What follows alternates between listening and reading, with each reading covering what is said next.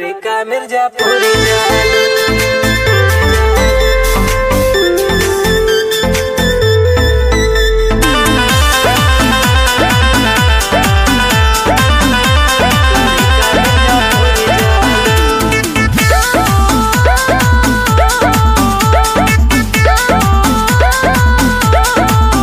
अरे कवना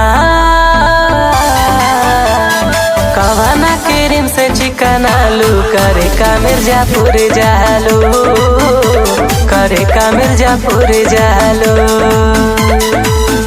अरे कहाँ चाट छोला चाउमीन खालू करे का मिर्जापुर जालू करे का मिर्जापुर जालू। कबो कैला हट जमुई दिखालू करे का मिर्जापुर जालू करे का मिर्जापुर जालू।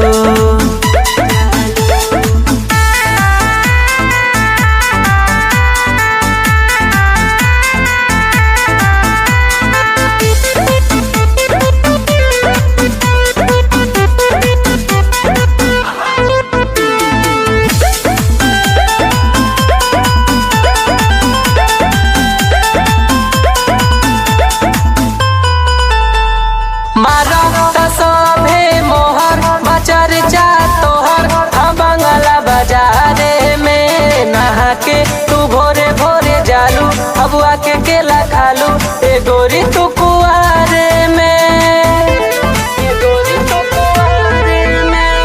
मारो तसभे मोहर बचर चा तोहर विंध्याचल बाजारे में नहा के तू भोरे भोरे जालू हबुआ के केला खालू ए गोरी तू कुआरे में कबो अहरा में दिखालू करे का मिर्जापुर जालू करे का मिर्जापुर जालू। कैला हट जमुई देखालू करे का मिर्जापुर जालू करे का मिर्जापुर जालू।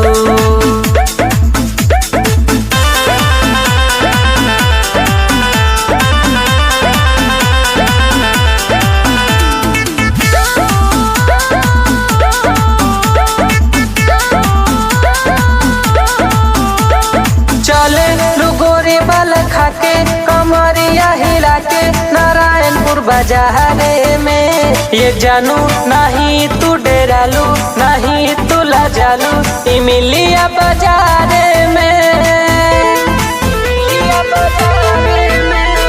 चले लुगोरी बाल खाके कमरिया हिला के नारायणपुर बाजारे में ये जानू नहीं तू लाजालू नहीं तू डेरालू इमिलिया बाजारे में नहीं तनिको सतीश से लजालू करे का मिर्जापुर जालू करे का मिर्जापुर जालू। अरे कवना क्रीम से चिकन आलू करे का मिर्जापुर जालू करे का मिर्जापुर जालू।